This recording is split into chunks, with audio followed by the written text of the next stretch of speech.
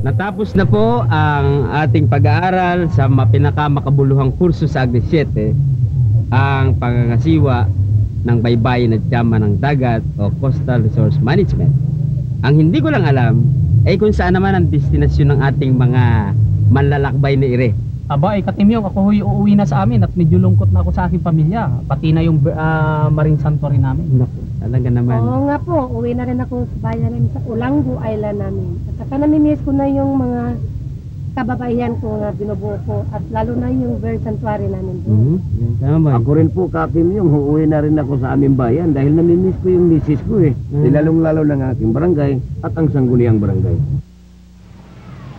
At ako po naman si Katemyong na laging naririto sa Agri 7 at naniniwala na sana ay maging malaki ang pagbabago sa pangasiwa sa yaman ng ating dagat at ng baybayin, gayon din ng ating kalikasan.